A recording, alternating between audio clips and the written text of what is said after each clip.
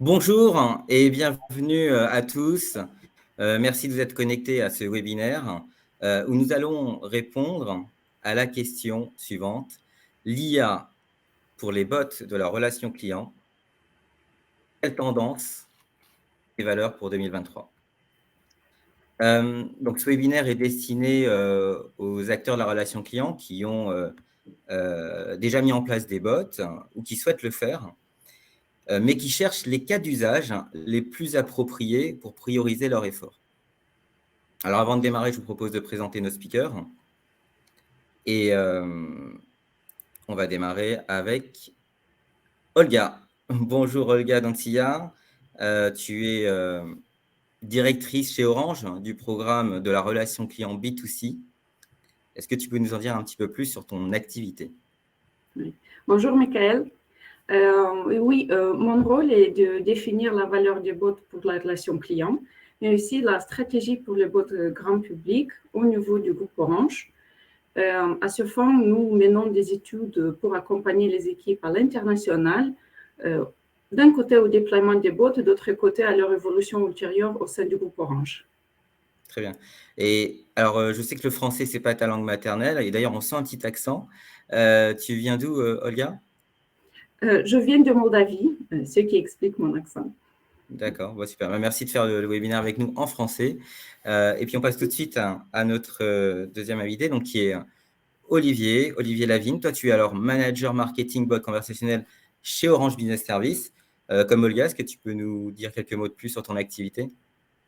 Oui, bien sûr, Michael. Je travaille donc dans les équipes marketing au sein du département Contact Center Experience et j'accompagne nos clients sur l'évolution de leur relation client grâce à l'intelligence artificielle. Je suis ravi de participer à ce webinaire. Bienvenue à tous. Oui, merci à vous deux. Donc c'est parfait, on est vraiment gâtés parce que finalement, si je récapitule, on a Olga côté Orange qui utilise les bots pour ses propres besoins et en B2C. Et puis on a Olivier qui, lui, est chez Orange Business. Et donc, toi, tu es plutôt dans la partie commercialisation des bots pour les autres entreprises, comme Orange d'ailleurs, hein, ou d'autres grandes entreprises. Et donc, on va avoir deux visions très différentes, mais sur un même domaine. Donc, on est vraiment ravis. Merci à vous. En ce qui me concerne, voilà, j'aurai le plaisir d'être votre animateur pour ce webinaire. Et avant de démarrer dans quelques secondes, hein, juste quelques informations. Donc, on a prévu 30 minutes, 25 minutes d'interview et puis 5 minutes de questions-réponses. Si on n'a pas le temps de répondre à toutes les questions, on fera les réponses individuellement. Alors, c'est important qu'au fil de l'eau, vous avez normalement à votre droite un petit carré questions et puis on prendra vos questions une fois traitées. Donc, on va tout de suite parler de cette vision d'Orange, de l'IA et des bots de la relation client. Orange qui a mené une étude fin d'année dernière sur ce sujet. Et donc, première question, Olga, en ce qui te concerne, toute simple. Pourquoi cette étude? Oui, et la réponse est aussi également simple. Donc, Orange est une marque mondiale de télécom. Nous avons commencé à lancer des bots de la relation client depuis 2018. Et aujourd'hui, on a 18 pays où on a des bots de la relation client, mais avec des différents niveaux de maturité. Et dans ce contexte, nous nous interrogeons sur comment les rendre plus efficaces. Avec ceci, nous croyons qu'on peut y arriver avec de la data en l'IA. Et dans cette optique, nous avons décidé de mener une étude pour évaluer les tendances en matière de data en l'IA au service des bots de la relation client, mais aussi pour détecter des cas d'usage inspirants pour nous. Très bien. Donc finalement, si je récapitule, Orange avait une conviction qu'avec l'IA dans les bots, vous pouviez aller plus loin et vous avez lancé cette étude avec l'objectif de détecter quels seraient les cas d'usage où il fallait que vous concentriez plus votre effort, quoi. Et est-ce que tu peux nous parler du coup de la démarche que vous avez mis en place pour cette étude? Oui, nous avons commencé par examiner les données accessibles sur bots de plus de 60 marques et ces données sont accessibles en public. Les marques qu'on a regardées sont des différents secteurs et zones géographiques. Mais après, nous avons les réduites à 15 études de cas pour lesquelles ces marques ont rapporté des résultats intéressants grâce à l'usage de data en l'IA. Ensuite, nous avons fait des interviews avec les marques shortlistées pour vérifier plus en détail comment ces pratiques contribuent à 3 choses: à l'expérience client, à la génération de revenus et à la réduction du coût. Donc pour la marque concernée, mais aussi quel pourrait être l'impact potentiel du même cas d'usage, mais dans le contexte d'Orange. Et cette évaluation nous a permis d'identifier des tendances clés pour le bout de la relation client et aussi des cas d'usage intéressants pour nous. Très bien. Vraiment très intéressant, un travail colossal, hein, je vois. Est-ce que tu peux nous en dire plus, nous détailler les 6 tendances dont tu viens de parler? Oui, tout à fait. Donc, parmi les 6 tendances, je vais commencer avec la première qu'on appelle développer une expérience omnicanale unifiée. C'est une tendance largement répandue parmi les marques, comme on le voit sur le petit graphique en camembert. Donc, en orange, ça veut dire répandu. Les marques investissent aujourd'hui dans la construction d'une expérience omnicanale. Cette expérience omnicanale intègre aussi les bots, mais pour y arriver, on a besoin d'investir aussi dans des outils de l'IA, comme par exemple le routage intelligent. C'est le cas de Swisscom, qui a mis en place une plateforme de routage prédictif pour passer d'un routage basé sur la file d'attente à un routage intelligent alimenté par l'IA. Et tout ça afin de s'assurer que les clients sont connectés la première fois à des agents avec les bonnes compétences et avec les bonnes connaissances. Et cette fonctionnalité a été déployée sur tous les canaux opérés par Swisscom avec ou sans des bots. Et leurs résultats annoncés sont une augmentation de 5% de résolution au premier contact, mais aussi une réduction de 3% de la durée moyenne de traitement et aussi une augmentation de 10% du taux d'autonomie de leurs bots qui sont positionnés sur leurs canaux de messaging ou autrement appelé chat asynchrone. D'accord. C'est très intéressant parce qu'on voit que dans ce premier cas d'usage, les bots ont eu un impact très fort sur des KPI très connus des services clients, quoi. Oui, tout à fait. Donc, pour continuer, la prochaine tendance est augmenter le commerce conversationnel. C'est bien adopté par beaucoup de marques. Les marques exploitent de plus en plus les assistants virtuels alimentés par l'IA pour les ventes, donc les positions sur des parcours de vente. Un exemple très intéressant est le cas de Virgin Media au Royaume-Uni, qui a mis en place ce qu'ils appellent une machine de vente conversationnelle. Il s'agit d'une combinaison de bots et un agent humain, toujours sur un parcours de vente, qui est basé sur une utilisation de logique de triage intelligent qui aide à décider si la conversation doit être acheminée directement vers un humain ou rester avec un bot. Tout ça en fonction d'une estimation prédictive du taux de conversion potentiel pour ce client sur ce canal. Donc, Virgin Media confirme qu'ils ont réussi à obtenir plus de 20% de ventes supplémentaires grâce à cette machine de vente conversationnelle. Ils déclarent qu'ils ont obtenu jusqu'à 42% de taux de conversion pour certains produits et une réduction du coût d'acquisition à 29%. D'accord. Alors, merci déjà, Olga, pour tous ces chiffres, hein. Je pense que tu en as beaucoup communiqué, donc c'est vraiment très précieux de voir de manière concrète que les autres entreprises ont pu tirer comme bénéfice. Donc, c'est impressionnant. Et d'autant plus sur celui-ci, c'est qu'on parle de vente. Et c'est souvent, du coup, on a souvent une appréhension sur la vente via des bots et de l'IA. Et là, tu es en train de nous montrer que, voilà, il y a eu des résultats très impressionnants. Ouais, ouais. On passe vers la troisième tendance. Et il s'agit d'engager des conversations proactives et personnalisées grâce à l'IA. C'est une tendance qui commence à prendre de l'ampleur grâce au volume croissant de données disponibles, mais ce n'est pas encore complètement là. Un exemple est KBC, Banque et Assurance en Belgique.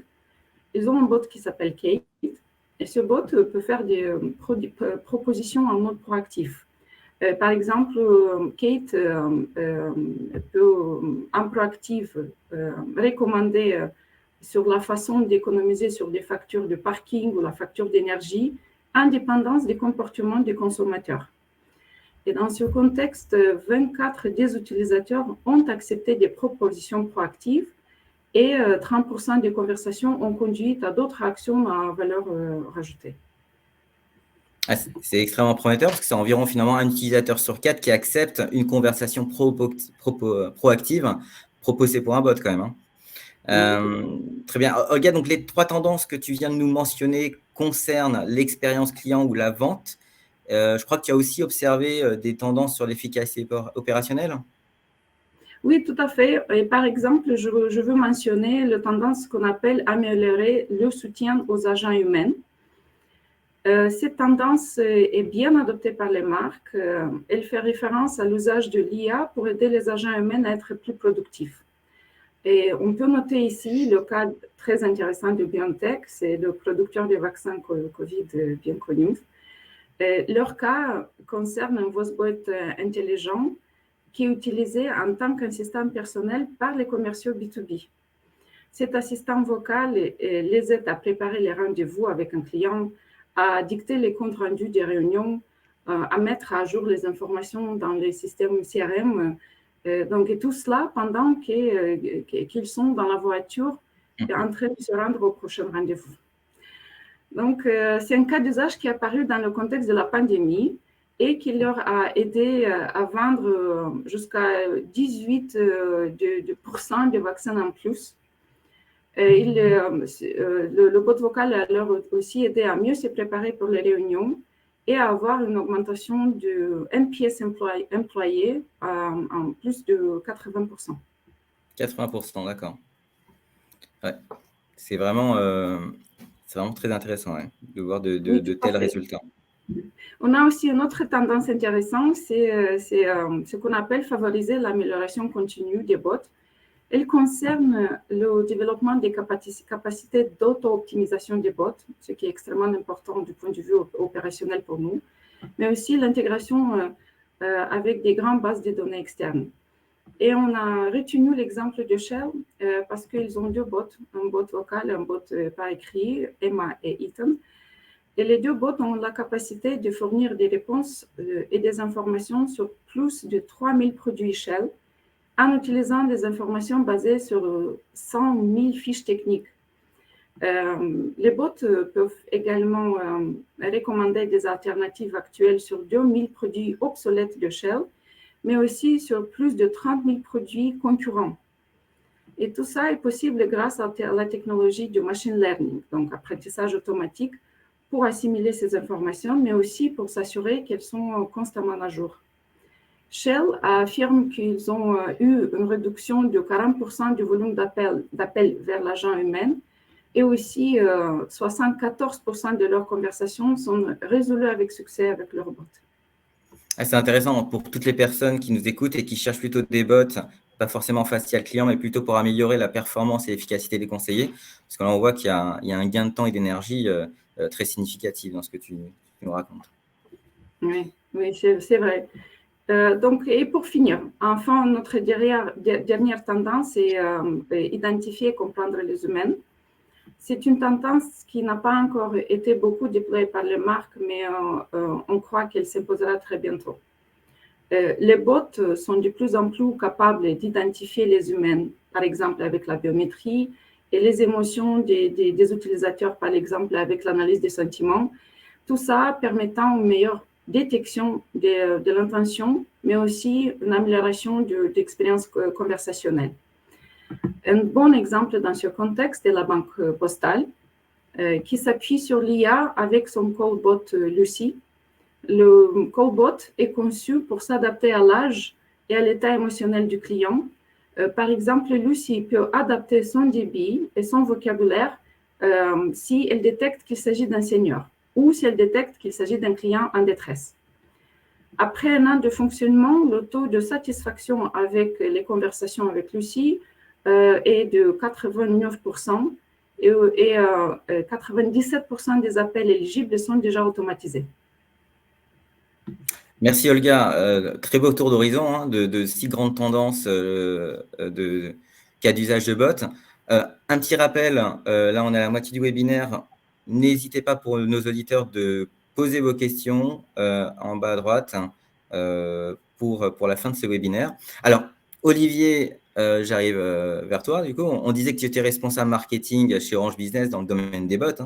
Dans ton quotidien, tu participes à de nombreux projets sur les bots conversationnels avec de grandes entreprises comme Orange et beaucoup d'autres. Est-ce que tu peux nous donner ton point de vue sur ces 6 grandes tendances que vient d'évoquer Olga? Oui, Michael. Alors, on retrouve ces mêmes tendances de notre côté avec nos clients, hein, mais avec différents niveaux de maturité. Donc, l'omnicanalité, c'est un enjeu fort de la relation client qui existe depuis de nombreuses années et qui va se décliner logiquement quand on déploie des bots conversationnels. De plus en plus de clients font désormais le choix stratégique d'une intelligence artificielle et ils vont décliner cette intelligence artificielle pour des parcours chatbot, callbot et sur d'autres canaux avec l'objectif de maintenir le contexte si le client passe d'un canal à un autre. Sur les 2 tendances qui sont à droite du slide, donc l'identification du client et la personnalisation de la conversation. Donc ça, c'est des sujets assez importants pour améliorer l'expérience client. Les clients, ils ne veulent pas avoir à répéter des informations qu'ils ont déjà données et ils veulent que leur contexte d'appel soit pris en compte. Donc, pour le conseiller, il est également préférable de se concentrer sur la problématique du client plutôt que d'aller vérifier des informations d'identité. Donc, nous, face à cet enjeu qu'on considère comme étant très important, on a enrichi notre solution Callbot avec une authentification client qui est basée sur Live Identity, donc une solution Orange qui contrôle l'identité du client en faisant une triangulation de ses données avec son opérateur mobile. Dans le domaine de la vente ou du commerce conversationnel, on a une approche qui est moins franche, mais je pense que c'est plus lié à la typologie de nos clients. Pour ce type de use case, il faut disposer d'un parcours très simple, très processé, mais on a déjà mis en place un callbot de paiement PCI DSS pour accompagner nos futurs clients. Et enfin, pour reprendre le cas BioNTech, l'Agent Assist, c'est certainement le sujet le plus prometteur du moment, car il génère un grand retour sur investissement en même temps qu'il améliore fortement l'expérience client. Merci beaucoup, Olivier, pour ton analyse. Et je reviens vers Olga. Sur ces 6 grandes tendances, il me semble qu'Orange en a retenu 3. Est-ce que tu peux nous dire lesquelles et surtout pourquoi? Oui. Donc, j'ai mentionné un système de notation dans notre étude et ce système nous a permis de retenir 3 cas d'usage. Et on les a qualifiés comme prioritaires pour travailler dans la période stratégique à venir jusqu'à 2025. Le premier cas d'usage que nous avons retenu, c'est celui inspiré par Virgin Media. Donc, il s'agit du commerce conversationnel avec les bots. Le deuxième cas d'usage qu'on a retenu, c'est celui inspiré par la Banque Postale. Donc, mettre en œuvre des bots vocaux avec la capacité d'identifier et comprendre les humains. Et le troisième cas, celui qu'on a vu avec BioNTech, c'est l'amélioration du soutien aux humains, aux agents humains, pour augmenter leur productivité. Donc, cette notation de l'étude nous a montré que les 3 cas d'usage sont faisables pour être mis en œuvre chez nous, mais aussi qu'ils peuvent créer une grande valeur pour Orange et qu'il y a un potentiel de mutualisation entre nos filiales, au moins au niveau du processus des cas d'usage, comme cas d'usage et aussi du techno. Voilà, donc les priorités pour nous, ça se transcrit comme priorité stratégique pour Orange, de déployer des bots de vente avec un système de triage intelligent. C'est aussi de travailler pour mettre en œuvre des bots vocaux à travers la majorité de nos filiales. Et notre priorité, c'est de déployer les bots vocaux et par écrit au service de nos agents pour améliorer leur productivité. D'accord, donc plutôt la vente, l'identification, l'empathie et la performance comme les trois grands angles qui ont été conclus par rapport à cette étude. Justement, avant d'arriver sur la synthèse, on arrive déjà à la fin de ce webinaire. Est-ce que tu peux nous dire comment, depuis 2023, Orange a exploité ces 3 cas d'usage? Parce que l'étude date de fin 2022, donc j'imagine que vous avez démarré déjà la mise en place de certains bots. Tout à fait. En effet, comme prochaine étape, pour chacune de ces priorités, nous avons déjà lancé des projets. avec certains pays pour les déployer, mais aussi pour apprendre et à évangéliser après l'expérience avec les autres filiales. En ce qui concerne la première priorité, nous avons commencé à cadrer le bot commerce avec Orange Pologne parce que dans cette filiale, nous avons de fortes ambitions de génération de revenus avec les offres fibre et mobile. Et dans ce contexte, nous estimons que le taux de conversion en ligne peut être augmenté par 10% grâce au bot avec un routage intelligent. Pour la deuxième priorité, nous avons démarré des pilotes avec des bots vocaux en Moldavie et Slovaquie pour soutenir leur ambition d'augmenter la satisfaction client, mais aussi d'optimiser l'OPEX dans le centre de contact. Et dans ce contexte, nous estimons que le bot vocal va leur aider à apporter une satisfaction client plus élevée par 20 points de pourcentage par rapport de leur SVI actuel. Et pour la troisième priorité, un bot au service d'agents humains a été déjà déployé en Espagne, qui génère déjà des économies importantes grâce à deux choses. D'un côté, grâce à la réduction de la durée moyenne de traitement, ce qui est déjà 95 secondes, mais aussi grâce à la réduction du coût de formation des agents, ce qui est aujourd'hui moins de 20%. Donc, globalement, nous observons, on opère déjà des bots, comme je viens de dire, en 18 pays. Donc, nous observons déjà une économie de coût global entre 15 et 30% dans les centres de contact grâce à l'opération des bots.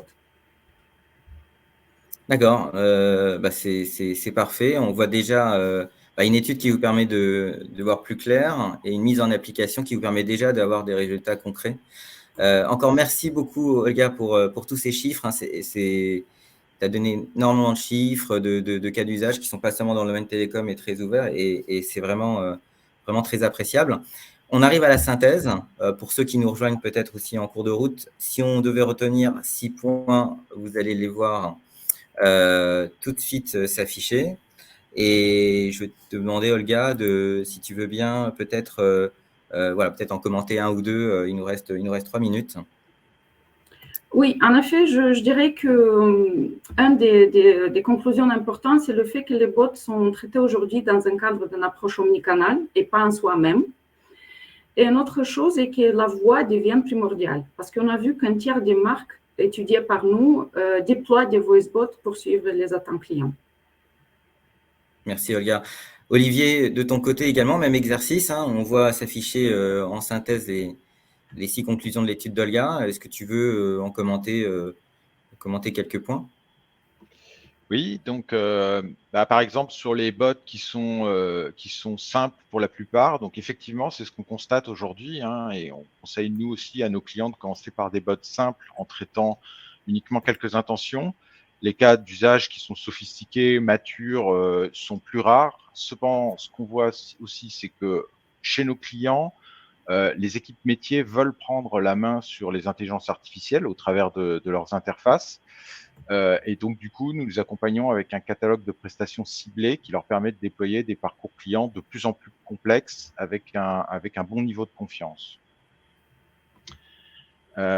Sur l'utilisation de fournisseurs externes, alors moi je pense que c'est absolument incontournable aujourd'hui parce que dans le domaine des bots et de l'IA, qui sont des domaines en innovation continue, il est essentiel d'ouvrir nos solutions vers un panel de fournisseurs externes, à la fois pour être sûr de garantir une très bonne performance et aussi pour assurer la résilience de nos solutions en multipliant en fait les solutions disponibles. Et ça nous permet aussi, cette ouverture, de proposer des services additionnels comme l'authentification des appelants ou les callbots de paiement dont j'ai parlé tout à l'heure. Très bien. Et c'est l'avis d'un expert qui voit beaucoup de projets tout au long de l'année qui vous parle. Merci Olivier, merci Olga. On va passer à la phase de questions-réponses. Juste avant, vous voyez s'afficher à l'écran un QR code. Alors, si vous posez des questions sur le bot, mais également des questions plus larges sur votre relation client, en scannant ce code, vous aurez accès au diagnostic de la relation client fait par Orange Business, qui vous donnera donc accès à quelques questions d'une dizaine de minutes. Et puis après avoir répondu à ces questions-là, vous aurez votre niveau de maturité, mais surtout les axes d'amélioration pour progresser. Et puis, voilà, si vous souhaitez plus d'informations sur ce webinaire, vous voyez mon contact s'afficher à l'écran, par mail ou sur LinkedIn. Me ferait un plaisir de vous répondre. Voilà, on est parfait pour le timing. Il est 9h55 et je vous propose de regarder les questions. On va voir sur le chat. Et donc, je vois une première question qui est sur les volumes. Alors, c'est pour Olga. Donc, quels sont les volumes de conversation que Orange a traités avec les bots, en gros? Oui, donc le volume des conversations du bot, on a observé une croissance annuelle de 15% entre 2020 et 2022. Les volumes, en effet, dépendent de la taille du pays. Globalement, en 2022, on a eu 30 000 conversations, tous pays confondus. Du coup, si on regarde marché par marché, par exemple, Orange Pologne, qui est un marché assez large, on a 1,5 million de conversations par mois avec le bot. Du coup, si on regarde la Moldavie, on a environ 11 000 conversations par mois. Donc, on voit une différence en dépendance de la taille du pays et du marché. D'accord. Merci, Olga. Une question pour Olivier, on va alterner. Comment fonctionne le Live Identity? Tu en as parlé, Olivier, effectivement, à la fin. Oui, alors le Live Identity, en fait, c'est une solution qui va faire un contrôle de l'identité du client. Donc, on peut par exemple essayer de tenter de reconnaître un client à partir de son numéro de téléphone en essayant d'aller chercher ses données d'identité. Et puis après, on va aller les contrôler auprès d'un tiers de confiance. Donc ici, ça va être l'opérateur de téléphonie mobile. Donc ça fonctionne avec tous les opérateurs mobiles en France. Pour aller faire ce contrôle d'identité. Et dans Live Identity, il y a aussi d'autres fonctionnalités autour de la sécurité comme SIM Swap qui permet de voir s'il n'y a pas eu un changement de la carte SIM dans les dernières heures ou les dernières journées. Donc tout ça, ça contribue à la fois à être certain de l'identité du client, donc à authentifier le client, et puis à lutter contre la fraude. Puis ça dégage en fait le conseiller de cette tâche qui n'est pas énormément de valeur ajoutée, qui est de vérifier l'identité de son client. Donc voilà comment ça fonctionne. Très bien. Merci, Olivier. Encore une fois, si vous souhaitez être plus détaillé, vous me contactez et puis on pourra aller plus loin. Là, on a peu de temps pour répondre réellement de manière complète sur les questions. Je vois une question que j'aime bien, qui est sur ChatGPT, évidemment. C'est d'actualité. Quel est l'impact? Donc, c'est plutôt pour Olga. Quel est l'impact de la stratégie du bot pour Orange avec l'arrivée de ChatGPT? Ah oui, une question très actuelle. Je peux dire qu'en effet, c'est très enthousiasmant d'observer le progrès de l'IA, en particulier avec le développement des grands modèles de langage, donc LLM, qui est représenté par ChatGPT. L'arrivée du ChatGPT nous a montré que l'IA est en effet incontournable en ce qui concerne les parcours clients. Du coup, en même temps, on a encore des questions qui ne sont pas résolues à jour. Il s'agit des risques liés à la question éthique du bot, notamment les risques des réponses qui apparaissent logiques mais qui sont en réalité erronées, et aussi des risques en ce qui concerne leur impact environnemental. Mais en tout cas, on est convaincu que c'est indispensable, que les exigences de nos clients vont augmenter, et on est en train aujourd'hui d'effectuer une cartographie des nouvelles attentes clients pour mettre à jour nos exigences par rapport au bot, parce qu'on veut s'entourer des bons partenaires. Très bien, merci Olga. Il nous reste, on va prendre une dernière question. Désolé pour ceux qui ont posé des questions et qui ne peut pas répondre. On vous contactera ultérieurement, c'est promis. Dernière question. Voyez-vous de grandes différences d'usage, d'adoption en fonction des typologies de clients? Oui. Donc, si on regarde les utilisateurs digitaux, on voit qu'il y a d'un côté les utilisateurs qui préfèrent le navigationnel, donc l'usage des sites web, de l'appli mobile. On a l'appli mobile Orange et Moi pour nos clients. Et d'autre côté, ce sont les clients qui préfèrent le conversationnel. Ça veut dire que je pose une question et j'ai ma réponse. Et là, les bots sont très pertinents.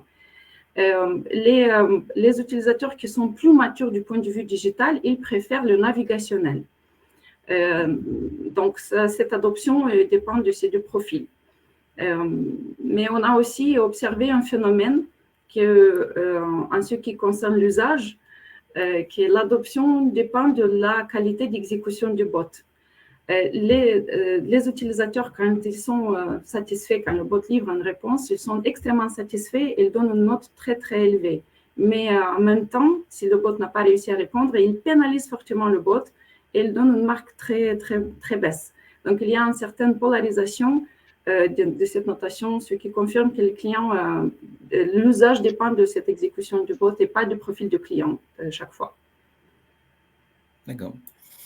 Merci Olga. Donc, on arrive à la fin de cette session. Encore 1000 fois merci pour tout ce partage d'expérience, cette étude, ces chiffres, tous ces cas d'usage.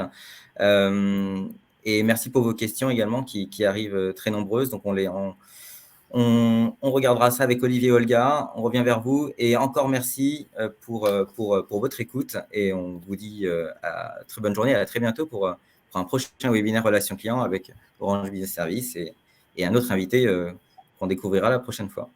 Merci à vous. Merci. Au revoir. Merci. Au revoir. Au revoir.